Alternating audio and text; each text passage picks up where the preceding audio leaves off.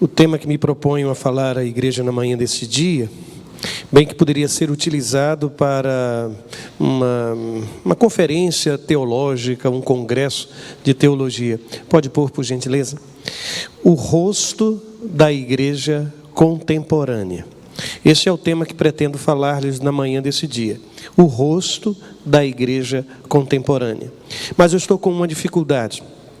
E você vai ajudar-me. Lembra-se do aplicativo Mentimeter? Então você vai olhar lá no aplicativo, porque eu quero que você responda para mim uma pergunta. Me ajude a fazer a introdução.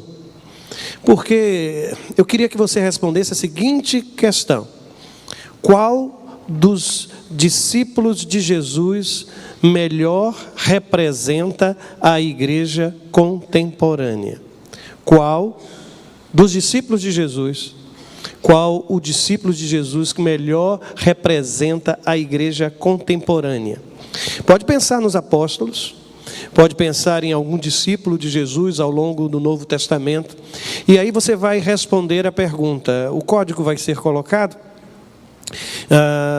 382448, ali está. Então você vai ajudar-me a fazer a introdução do sermão.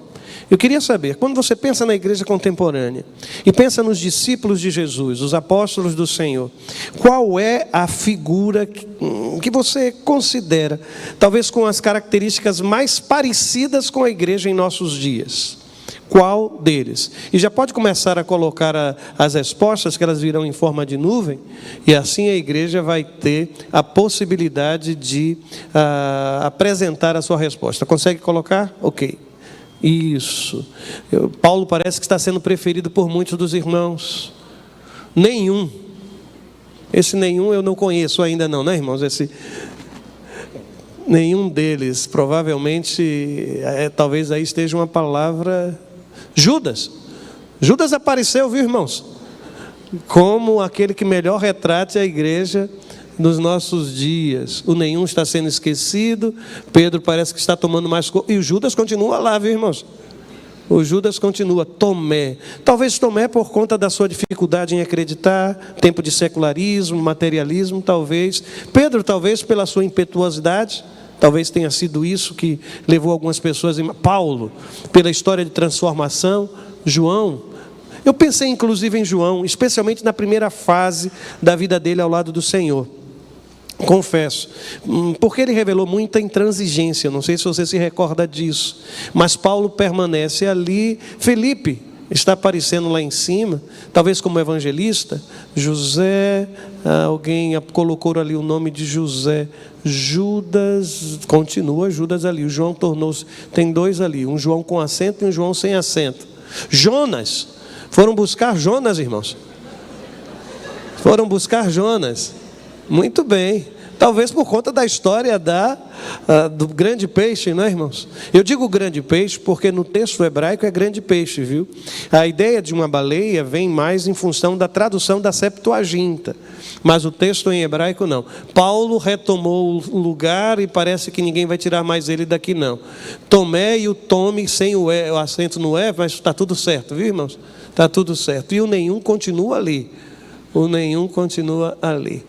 Eu vou dizer-lhes a resposta que quero oferecer-lhes na manhã desse dia. Quando pensei na figura de um discípulo para representar a igreja, sabem de quem eu lembrei? O rosto que me veio à mente. E eu uso a expressão rosto por uma razão.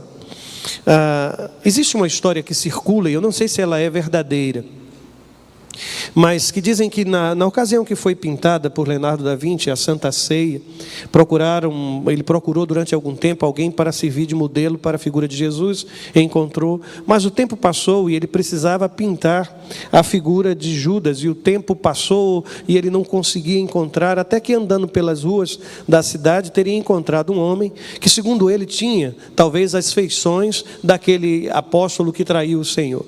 E o curioso foi que depois de algum tempo ele percebeu que o personagem, a pessoa que serviu como modelo para pintar Judas, teria sido o mesmo que foi usado para pintar a face de Jesus. mas que depois, vivendo uma vida desregrada, acabou se tornando modelo também para a figura, o personagem de Judas. Por isso que eu uso a expressão rosto.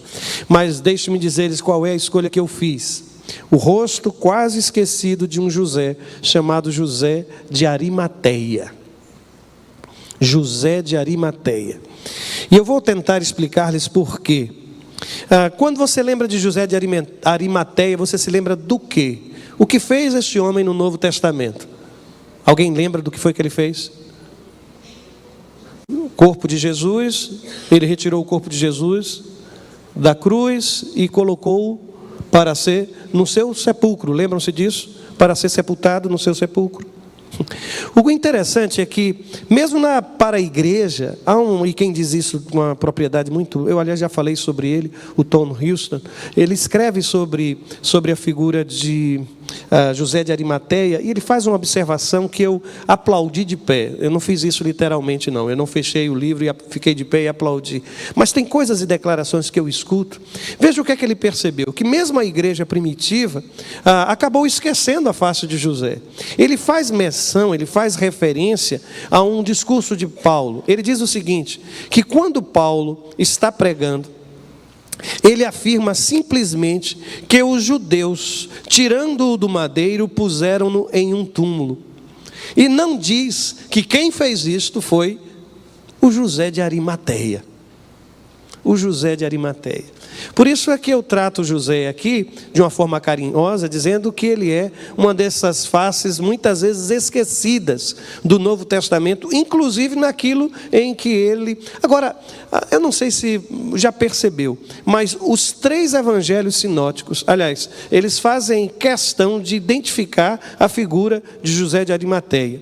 Eu tenho aqui, por exemplo, o texto de Mateus capítulo 27, verso 57. O texto vai dizer que ao cair da tarde, e aí vem uma primeira característica, ou a primeira biografia. Eles apresentam logo a situação financeira, e eu estou citando os evangelhos na ordem canônica. A primeira coisa que você aprende acerca de José de Arimateia é que ele era uma pessoa muito rica. Fica claro no texto. Depois diz o texto sagrado que ele era de uma cidade chamada Arimateia. Não pensem os irmãos que o Arimateia seja um sobrenome. José de Arimateia da Silva. Não. Arimateia era um lugar, uma pequena vila ali mesmo na região de Judá. Depois o texto diz que ele era o quê, irmãos? Um discípulo de Jesus.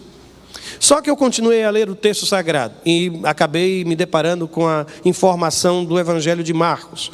No Evangelho de Marcos está escrito que José de Arimateia, ele era um membro de destaque do Sinédrio, ele era um senador, ele era alguém que legislava, ele era alguém que aplicava as leis de Moisés para a vida, para o cotidiano do povo. Ele era uma pessoa importante, portanto ele era uma pessoa extremamente religiosa, ele era alguém que conhecia a literatura do Antigo Testamento, os textos do Antigo Testamento, e depois o texto ainda acrescenta algo que para mim é muito precioso, é que diz que ele era um homem que esperava o reino de Deus. Essa mesma expressão é usada por o nascimento de Jesus para falar de Simeão e Ana, não sei se você se recorda disso.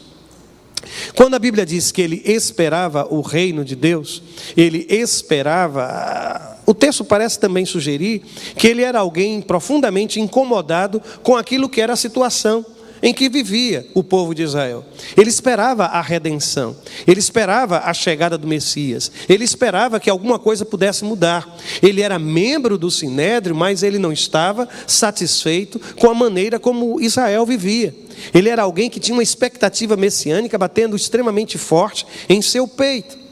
Continuei a ler o texto sagrado e me deparei com as informações de Lucas, no capítulo 23.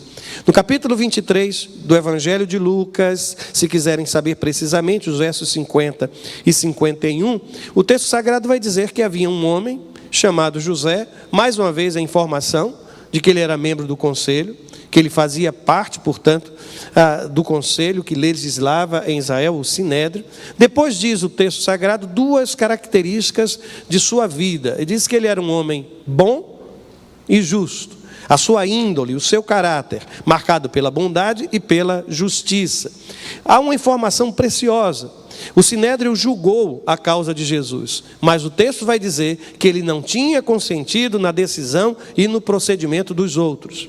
Isso é interessante, porque há um outro momento, e é quando Pedro prega no livro de Atos, que diz que a causa de Jesus teve um resultado unânime no Sinédrio, que todos votaram contra a figura de Jesus. A grande pergunta que fica é se José de Arimateia absteve-se de votar, ou se o voto dele não foi contado, ou se ele não participou da sessão onde Jesus foi julgado.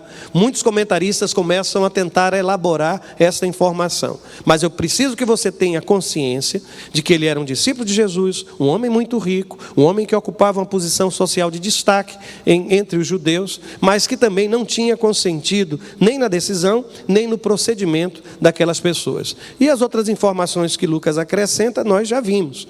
O texto diz que ele era da cidade de Arimateia, na Judeia, nós já falamos sobre isso, e mais uma vez a ideia de que ele esperava o reino de Deus. Eu disse que os três, eles são fartos em identificar, em falar, em trazer informações sobre a figura de José de Arimateia. Os três evangelhos chamados sinóticos, os três primeiros na ordem canônica. Mas mesmo o evangelho de João faz referência ao episódio de José de Arimateia, dizendo que José era, notem, discípulo de Jesus. Sempre que você lê uma mesma informação nos 4 evangelhos, o que é que o pastor tem ensinado à igreja? Significa que esta tradição, que esta informação, ela era extremamente preciosa para a vida da igreja. Tanto que foi preservada em tradições distintas, mateusiana, marciana, lucana e joanina. Marciana nada a ver com Marte, viu, por favor. Mas tem a ver com Marcos. Então, todos os 4 evangelhos apontam para a figura de José de Arimateia. Mas, notem, irmãos, e nós esquecemos desse homem. Eu tenho certeza que quando eu perguntei quem foi José de Arimateia, alguém olhou para um, olhou para outro e disse, como? Arimateia, José de Arimateia. Portanto, observe, é uma figura importante para a história da igreja, sim. Mas, irmãos, e quando eu falo e quero estabelecer essa relação entre a face da igreja contemporânea e a face de José de Arimateia, logo os irmãos vão saber por quê. Mas eu vou, antes de justificar a minha escolha, deixe-me dizer uma coisa. A face da igreja contemporânea, que muitas vezes nós tanto criticamos, ela se parece muito com o nosso próprio rosto. A face da igreja é a sua face. Às vezes a gente fala da igreja instituição e se esquece que a igreja não tem outra face, outro rosto, senão o meu e o seu. São as minhas atitudes, é o meu comportamento, é a minha postura que leva a comunidade, que leva o mundo, a sociedade a enxergar aquilo que é a igreja. A igreja, eu vou dizer, a Igreja Batista do Farol, ela é vista pelas pessoas à sua volta, a partir de você. Sabiam disso? Você é a face da Igreja Batista do Farol, lá no seu trabalho, na sua empresa, na hora que você está lidando com os seus funcionários, ou com seus colegas de trabalho, ou com o seu patrão, ou com aquela pessoa a quem você está servindo. A face da Igreja Batista do Farol é você. Quando você está nas ruas, quando você está no ônibus, quando você está passando por alguém, você. E lembre-se disso, lembre-se disso. Aliás, quando eu penso em José de Arimateia, há algumas questões que para mim são mais simples de estabelecer essa relação. Primeiro, irmãos, porque a igreja primitiva era uma igreja muito pobre. Na sua maioria, a igreja era composta de escravos, servos, desculpe a expressão, viu, mulheres, muitas viúvas na vida da igreja. Não, era uma igreja com a face muito simples, muito simples. Só que quando eu olho para a igreja hoje, aquela igreja pobre, irmãos, se tornou, à semelhança de José de Arimateia, uma igreja muito rica. Se nós fôssemos avaliar este patrimônio, se fôssemos somar tudo quanto movimentamos ao longo de um ano, nós poderíamos sim reconhecer isso e precisamos reconhecer. A igreja já foi muito mais pobre. Aliás, algumas ordens mendicantes, elas surgiram com aquele apelo, com aquela questão tanto do voto de celibato, mas também quanto o voto de pobreza. Mas algumas dessas ordens mendicantes que fizeram voto de pobreza se tornaram extremamente ricas. extremamente ricas. A igreja não pode mais bater no peito e dizer que a igreja, na sua grande maioria, é composta por escravos, por pessoas simples. Não, irmãos. E especialmente essa comunidade. Os irmãos sabem como nós somos conhecidos lá fora? Alguém já perguntou, você vai para aquela igreja? Sabe o que as pessoas pensam, irmãos? Que aqui só tem rico, irmão. Não é verdade? O povo só... E de fato, todos nós somos ricos, não é, irmãos? Mas de quê? Muito bem, irmãos. Não esqueça isso. Porque a sua riqueza só vale do portão da igreja para fora. Portão da igreja para dentro. Todos nós somos iguais, irmãos. Aliás, eu quero até dizer que de lá de fora também, viu? Lá fora também. Somos todos iguais. Se alguém lhe trata de uma forma diferente, queira entender que aqui dentro você é meu irmão. E eu fico pensando na revolução que foi quando o termo irmão começou a ser usado na igreja. Você já imaginou aquele escravo chegando para a reunião da igreja, para a ceia do Senhor, e de repente estava aquele homem lá importante, um José de Arimateia, muito rico, e o escravo olhar para ele: como vai, meu irmão Arimateia? Olha que coisa, irmãos, que revolução. E o Arimateia olhar para aquele escravo e dizer: muito bem, meu irmão.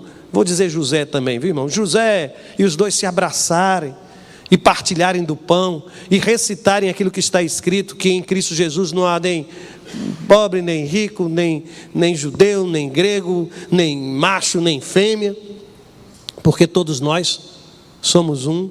A nossa relação aqui, irmãos, não é piramidal, ela é horizontal. Até a minha função, aliás, eu uso a palavra função por escolha. A única diferença entre o pastor e você é a função que Deus designou para que eu exercesse no corpo, que é a igreja. Mas nós somos iguais. Não pensem os irmãos que quando chegarmos na eternidade, essa fila aqui, fila para pastor. Não tem essa coisa, nem em aeroporto, que tem uma passagem especial para algumas pessoas? Então, fila especial para pastor. Aí o pastor passa pelos irmãos: fiquem aí na fila que eu já estou passando. Não fiquem, irmãos, imaginando que quando chegar lá na eternidade, alguém vai dizer: aqui é a lista para verificar a vida do pastor. Tem uns 100 itens. Aqui é só para um diácono, tem umas 45 itens. E essa daqui é para o membro da igreja, só tem 10. Não, irmãos. A exigência que paira sobre mim, paira sobre a sua vida também, sobre todos nós. Agora, quando eu penso na igreja e José de Arimateia, a presença estratégica da igreja. Meus irmãos, aquele homem ocupava uma cadeira no Sinédrio. O poder de influência dele naquela sociedade era enorme. E querem saber, a igreja contemporânea hoje tem muita gente assentada no Sinédrio. Muitos dos irmãos estão ocupando posições chaves em nossa cidade, em nossa sociedade. Muitos dos irmãos que estão aqui ocupam funções que são funções de extrema relevância e que podem se tornar, a partir do seu testemunho, de sua vida, da sua relação com Deus, um poder explosivo. E eu uso a palavra explosivo mais uma vez por escolha, do dinamis, do poder do evangelho do nosso Senhor Jesus Cristo. E ainda digo mais, há uma coisa que nos difere do tempo de José de Arimateia, é o que eu chamo aqui de aceitação social. Houve um tempo em que nós éramos tratados de uma forma extremamente, sabe o que eu quero dizer, né? Aquela perseguição. O servo de Deus, a serva de Deus era muitas vezes desprezado, era ignorado, era motivo de chacota. Hoje não, viu, irmãos? As coisas estão mudando. Parece até que se tornou top, não é, irmãos? Fazer parte de uma comunidade religiosa, evangélica. Dizer eu sou evangélico hoje pode parecer muito aceitável. Mas como diz um pregador, ele disse que ele continua como o apóstolo Paulo, sem ter vergonha alguma do evangelho, mas com enorme vergonha de alguns evangélicos. Porque o nome, à medida que ele se tornou aceitável, ele tornou-se também sinônimo de muitas outras coisas. Houve um tempo em que quando alguém assim se identificava, todos sabiam que era uma pessoa de confiança, de extrema confiança. Se você tinha um funcionário que se identificava assim, você sabia que podia deixar até dinheiro na mão daquela criatura. Poderia confiar cegamente naquela pessoa. Mas à medida em que nos tornamos aceitos, parece que perdemos muito de nossas características essenciais. Mas preciso justificar a escolha de José de Arimateia, irmãos. na minha ótica, e falo aqui como pastor, não falo como teólogo, falo como pastor, como a teologia prática. O maior problema da igreja contemporânea é a falta de compromisso, irmãos.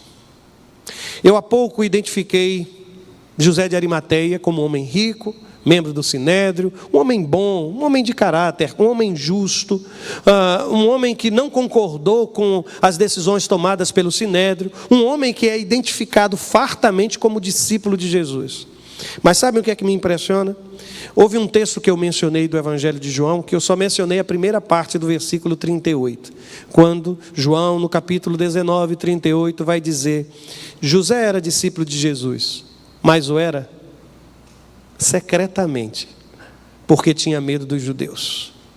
Este discípulo de Jesus, este homem rico, que estava numa posição extremamente estratégica, era um discípulo de Jesus, mas era um discípulo que vivia a sua experiência, a sua espiritualidade de uma forma secreta, irmãos. E aí eu comecei a imaginar, eu falei há pouco, não foi? Que era um homem rico, não é isso que o texto sagrado diz? Ele não vai a Pilatos, ele não entrega inclusive um sepulcro novo que nunca havia sido usado, ele vai e diz: olha, isso aqui está sendo consagrado. Ele era um homem rico, era um homem de posses. E sabe o que é que eu imagino, irmãos? E às vezes fico pensando que a riqueza de José de Arimateia poderia ter ajudado Jesus em seu ministério, irmãos. Poderia, mas não ajudou, não há registro. Quando a Bíblia vai falar, por exemplo, do ministério de Jesus, diz assim, Mateus 8:20: as raposas têm suas tocas e as aves do céu têm seus ninhos, mas o Filho do Homem não tem onde repousar a cabeça. E eu fico imaginando, quanto dinheiro tinha José de Arimateia, que não pôde abrir mão daquilo para abençoar o ministério de Jesus. Como ele poderia ter dito: olha, as raposas têm, mas Deus tem providenciado a partir deste homem chamado José de Arimateia. E através dos recursos que Deus tem dado a este homem, nós temos sido abençoados. Mas Jesus não disse isso. Eu continuo a pensar o quanto teria sido diferente, porque em Lucas, no capítulo 8, versículo 3, a Escritura Sagrada fala de uma série de mulheres que acompanhavam Jesus, e ao final diz que essas mulheres ajudavam a sustentá-los com os seus bens. Onde está o nome de José de Arimateia aqui, irmãos? Cadê o nome desse homem? Aparece o nome de mulheres, mas onde está o nome de José de Arimateia? Esse discípulo secreto, a quem Deus tem abençoado com riqueza, com fartura, com um salário digno, que lhe permite passear, viajar, comprar roupas, colocar os seus filhos nas melhores escolas e colégios, trocar de carro periodicamente, frequentar os melhores restaurantes de Jerusalém. Mas onde estava o dinheiro desse homem na hora de abençoar o ministério de Jesus, de abençoar o reino de Deus? Tão rico, irmãos, mas era um discípulo secreto. Até o dinheiro dele era secreto, né, irmãos? Secreto, ninguém podia ver, ninguém podia enxergar. Jesus, houve uma ocasião que ele foi inquirido em relação à questão do imposto. Lembram-se disso? Aí Jesus diz, chama um dos seus discípulos e diz: olha, vá ao mar e jogue o anzol, tire o primeiro peixe que você pegar, abra-lhe a boca e você encontrará uma moeda de 4 dracmas, pegue-a, entregue a eles para pagar o meu imposto e o seu. E aí eu lhe pergunto, onde é que estava este homem? Onde estava este homem? Que foi preciso trazer um peixe, irmãos. Porque Deus faz assim, sabe? José de Arimateia pode ficar com o seu dinheiro, porque Deus tem formas de levantar sustento para o reino, nem que seja através da boca de um peixe. Deus não precisa de nenhum dos seus centavos, ou do seu dinheiro, ou do seu tesouro. Ele vai continuar sustentando o reino. Mas quão bom seria, irmãos, se Jesus não precisasse sequer ser alvo de críticas como essa. Sabem por quê? Porque naquela hora estava José de Arimateia dizendo: olha, o que Deus tem me dado tem sido tanto, que a generosidade, que a liberalidade toma conta do meu coração. Eu não tenho como agradecer, eu não posso realizar milagres, mas Ele pode. Eu não sei falar como Jesus fala. Jesus tem feito tantas coisas. A única coisa que eu quero fazer é permitir que esse ministério do meu Senhor avance, alcance outras pessoas. Eu não quero que Ele se preocupe com pagar imposto do Senhor. Só são 4 dracmas. Só são 4 dracmas. Um valor tão insignificante. Só que a Escritura não registra isso. E querem saber por quê? Porque ele era um discípulo secreto do Mestre. Secreto. E é por isso que eu volto a dizer, o maior problema da igreja contemporânea hoje, irmãos, é certamente a falta de compromisso. A falta de compromisso. Mas há um outro aspecto, eu fico às vezes imaginando, o testemunho de José de Arimateia poderia ter influenciado a vida de tantos outros judeus. Ele era membro do Sinédrio. Os irmãos já imaginaram se ele levantasse a sua voz e dissesse, eu creio que Jesus de Nazaré é o Messias prometido, e começasse a provar pelas Escrituras, a apontar os sinais? Como teria sido? Eu confesso, eu não sei, mas há um retrato disso, talvez lá em Atos no capítulo 6, versículo 7, quando a Bíblia diz que a palavra de Deus se espalhava, crescia rapidamente, e o número de discípulos em Jerusalém. E há aqui uma observação, que também um grande número de sacerdotes obedecia à fé. Jesus também veio para os membros do Sinédrio, irmãos. Jesus também veio para a classe média alta, classe baixa. Deus trouxe Jesus a este mundo, irmãos, para salvar a todos. Todos. Mas o lugar que esse homem ocupava poderia ter sido usado como uma referência, como um sinal. Ali no Sinédrio há alguém, há um homem de Deus, e o nome dele é José de Arimateia.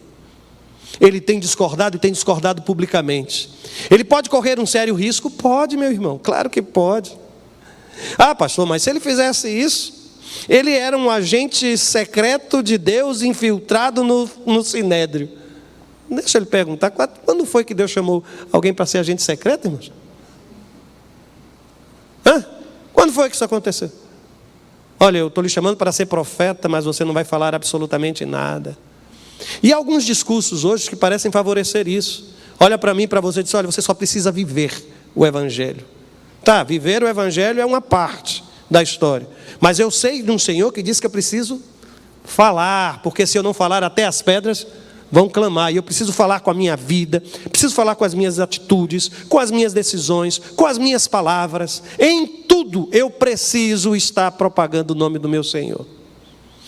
Eu não estou aqui para condenar José de Arimateia, não, viu? Porque eu não sei se estivesse no lugar dele, se eu não teria preferido o silêncio e o anonimato. É muito fácil, irmãos, olharmos agora para trás, condenarmos este homem, porque viveu o discipulado secretamente. E quando é que nós vamos ter coragem, irmãos, de reprovar as nossas próprias atitudes?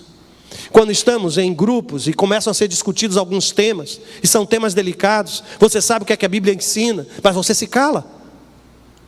Sabe por que você se cala? Porque teme que as outras pessoas condenem a sua atitude. Lhe chamem de preconceituoso, o que é mais, irmãos? Xiita, o que é mais? Fanático. E a gente não quer ouvir isso. A gente quer que as pessoas digam que a gente quer ser bonzinho, irmãos. A gente quer que as pessoas nos tratem assim. Por isso é que eu volto a dizer-lhes, o maior problema da igreja contemporânea hoje é este. É a falta do meu compromisso, do seu compromisso. Eu me recordo que a situação ficou tão difícil, a pressão era tão grande, que há um testemunho em João capítulo 9, 22, quando aquele cego de nascença foi curado. Os pais dele, diz o texto sagrado, que seus pais chegaram a mudar as histórias, ficaram calados, não quiseram identificar Jesus, porque tinham medo. Olha, se quiser perguntar a ele, não pergunta a gente não. E a Bíblia diz por quê? Pois estes, os judeus, já haviam decidido que se alguém confessasse que Jesus era o Cristo, seria expulso da sinagoga. Talvez tenha sido isso. Talvez tenha sido esta a preocupação de José de Arimateia, irmãos. Às vezes eu penso que foi. Se ele abrisse os seus lábios e confessasse que Jesus era o Senhor de sua vida, quem sabe, irmãos, ele seria expulso. Ele não seria tratado. Aliás, há tradições que circulam sobre Arimateia. Aliás, até dizem que ele teria sido responsável pelaquela história do Santo Grau, levado depois lá para a Inglaterra, que ele teria, no momento que teria preparado o corpo de Jesus, ele teria recolhido a secreção, água e sangue que saíram do corpo do Senhor e teria transformado isso numa espécie de relicário. Há muitas histórias sobre este homem, do depois, daquilo que a Bíblia não fala ou não informa. Mas querem saber? A espiritualidade, irmãos, morre se for cultivada à sombra ou na sombra. Dia desses eu fiz como é que chama? Jardim suspenso, não, uma coisinha assim, né? Já tem um nome para isso. Jardim vertical. Os jardins suspensos são daqueles da Babilônia, não é, irmãos?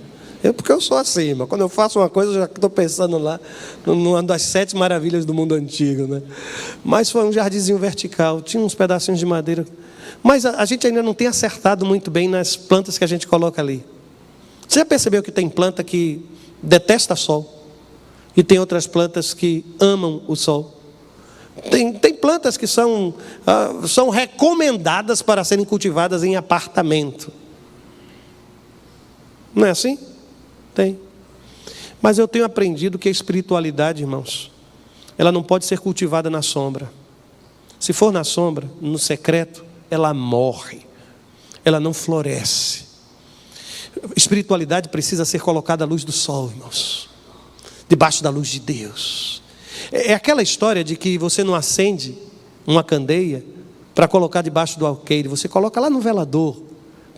Porque não se pode esconder uma cidade edificada sobre o monte. Espiritualidade precisa ser cultivada, não é secretamente. Talvez você se sinta extremamente confortável por viver uma vida de discipulado a estilo de José de Arimateia. Você é uma pessoa que tem riqueza, você é uma pessoa muito bem empregada, você mantém contatos com Jesus, você se posiciona em alguns momentos que não são os momentos mais difíceis ou delicados. Mas eu quero lhe perguntar, é só isso, irmãos? Jesus vai continuar tendo que realizar milagres, tirando moeda da boca de peixe, porque a moeda do seu bolso não sai? Porque o seu coração está preso a essas riquezas? Chega um momento de campanha na igreja, você bate nos bolsos assim e pega aquilo que sobra.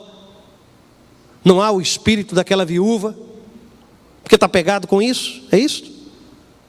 Você frequenta a igreja há não sei quanto tempo, mas até aqui tem dificuldades em dar o passo de se tornar parte, membro da igreja, se identificar claramente. Por quê? Está com medo de quê? Quem são os judeus que estão lhe perseguindo? Por que essa relação secreta com Deus? Deus tem sido secreto na sua vida? Deus tem se escondido nos seus momentos de dor, nos seus momentos de tribulação? Por que cultivar essa distância da face do Senhor? A sensação que eu tenho, irmãos, é que às vezes nós despertamos tarde demais. Você já acordou assim? Meu Deus, já são essas horas. E aí você corre para um lado e para o outro para fazer tudo o que você precisava fazer em 10 minutos, quando você precisaria talvez de 1 hora. E você corre para lá, corre para cá, corre para lá, corre para cá. Porque você acordou atrasado. Eu vou lhe dizer, a igreja precisa acordar. Porque a sensação que eu tenho, irmãos, é que nós estamos despertando tarde demais para algumas situações, para algumas oportunidades, para algumas possibilidades. E querem saber por quê? Porque o retrato da igreja contemporânea, ao meu ver, hoje, é o retrato de José de Arimateia. Jesus é crucificado, o corpo de Jesus está ali pendurado, ele olha para os lados, os discípulos estão dispersos, ele começa a se sentir pressionado, eu preciso fazer alguma coisa, esse homem não merecia ser morto assim, todos sabem que eu não concordei com o Sinédrio, mas agora eu estou aqui, e eu fico pensando que eu poderia ter feito alguma coisa por esse homem, eu nunca fiz, eu nunca abri mão daquilo que Deus tem me dado, para consagrar ao reino, eu nunca estive com ele, quando ele estava caminhando pelas ruas, eu fazia questão de ficar em oculto, mas ele agora está morto, o que é que eu posso fazer por este homem? É nesta hora, irmãos, que ao meu ver, algo acontece. Marcos capítulo 15, versículo 43 diz assim: José de Arimateia, membro de destaque do Sinédrio, que também esperava o reino de Deus, dirigiu-se corajosamente a Pilatos e pediu o corpo de Jesus. Ah, José de Arimateia, isso poderia ter acontecido antes, não? Mas agora Jesus está morto. O que é que você vai fazer? Eu tenho dinheiro, eu tenho um sepulcro, Eu vou tomar coragem, eu vou falar com Pilatos. Eu sei que Pilatos é uma pessoa que ninguém sabe que tipo de reação ele pode ter. Eu conheço os costumes romanos. O costume romano não incluía o sepultamento do crucificado. Deixavam-no ali. E o corpo apodrecia, as aves do céu vinham, se alimentavam daquele corpo em decomposição, deixavam ficar ali por longo tempo. Mas eu já sei, eu vou tomar coragem, e eu vou agora falar com Pilatos, eu vou falar com Pilatos, eu preciso fazer alguma coisa. Ele vai ao palácio. Na verdade, os romanos, em respeito às tradições dos povos dominados, muitas vezes permitiam que as famílias reivindicassem os corpos dos seus mortos, dos seus parentes crucificados. Mas José de Arimateia não era parente de Jesus. Ele volta e fica pensando, mas eu vou dizer o quê? Jesus não é da minha família. O que é que eu vou fazer? Não, eu preciso fazer alguma coisa. Eu preciso dizer a Pilatos que eu quero o corpo de Jesus e eu vou sepultá-lo. Eu preciso fazer alguma coisa. Eu já sei. Eu tenho um amigo que também tem se identificado com Jesus. Ele também é um rabino. Nicodemos, eu vou falar com Nicodemos. Nicodemos, eu preciso do seu apoio. Jesus foi crucificado. E eu sei da sua opinião sobre ele. Você também sabe o que penso. Vamos juntos. A Bíblia me diz que junto com Nicodemos, ele preparou e sepultou o corpo de Jesus. E o interessante é que a Bíblia diz que Nicodemos levou, irmãos, 45 quilos de especiarias para tratar o corpo. Isso é um exagero, irmãos. 45 quilos. Isso é muito para preparar um corpo. Sabe o que é que isso me sugere? O que é que sugere a você? O que é que sugere a você? Peso na consciência, sabe, irmãos? Sentimento de culpa. Eu não fiz nada, mas agora eu quero fazer. Aí chega aquela pessoa, a criatura morreu, passou um tempo enorme internado, nunca foi visitar, nunca mandou um recado. Aí chega no dia, manda fazer a maior coroa de flores, põe o seu nome em destaque. Eu preciso fazer alguma coisa. Está morto. O que é que a gente faz? Já sei, vamos comprar. Sim, mas quanto? Vamos fazer o seguinte, vamos comprar 45 quilos. Mas ele já está morto. Quão bom teria sido somente, sabe, irmãos, um vaso de alabastro quebrado aos pés de Jesus. Talvez tenha um impacto muito maior do que 45 quilos de especiarias depois dele morto. Porque se você lembrar, sabe de que serviu aquelas especiarias, irmãos? Serviu para quê? Sinceramente, responda para mim. Para que serviu aquele sepulcro? Para ficar vazio. Para que serviu aquelas especiarias? Jesus ressuscitou. E aquela roupa bonita que colocaram sobre ele, estava lá dobrada. O linho estava lá dobrado. Porque Jesus ressuscitou. A sensação que eu tenho, irmãos, é que a igreja precisa acordar. Você precisa se sentir responsável. Você precisa assumir compromissos como servo de Deus, como serva de Deus. Porque, irmãos, eu estou dizendo tudo isso, e a sensação que eu tenho é de que o discipulado deles, de José de Arimateia e Nicodemos, talvez tenha começado tarde demais. Mas isso é juízo meu, viu? Porque eu sei que aos olhos de Deus, nunca é tarde, irmãos. Nunca é tarde. É por isso que hoje eu quero falar com você, José de Arimateia. Eu quero falar com você, que sabe que Deus tem me abençoado. Mas as bênçãos do Senhor sobre a sua vida não têm servido para a propagação do reino. Não tem servido, irmãos, para o testemunho. Estar diante da celebração da ceia é voltar no tempo. E a pergunta que eu lhe faço é se estivéssemos ali, tivéssemos acompanhado a morte do nosso Senhor, se passada a crucificação, estaríamos pensando em o que fazer. Porque lembra-se que um dia Jesus disse que a gente precisa caminhar enquanto é dia, porque a noite vem em que ninguém pode trabalhar. O que é que você está fazendo da sua vida hoje? Sua vida tem sido útil? As especiarias você está guardando para depois? Você vai entregar ao Senhor um sepulcro? Ou vai abrir a sua casa como fizeram aqueles lá da aldeia de Betânia, para Jesus pernoitar nos últimos dias da sua vida. Ele fez isso com frequência, irmãos. Lá na casa de Lázaro, de Marta e Maria. O que você vai fazer? Você vai abrir o quê? Um sepulcro ou as portas de sua casa? Eu quero desafiar você a fazer aquilo que a Escritura nos ensina. Lembra-se daquela história do autoexame? E eu queria que você colocasse de um lado a sua face, do outro lado a face de José de Arimateia. E quem sabe você tivesse a ousadia, a coragem, eu também vou fazê-lo. Senhor, será que o meu rosto não está parecido com o rosto deste homem? Feche seus olhos por um momento e faça isso diante de Deus.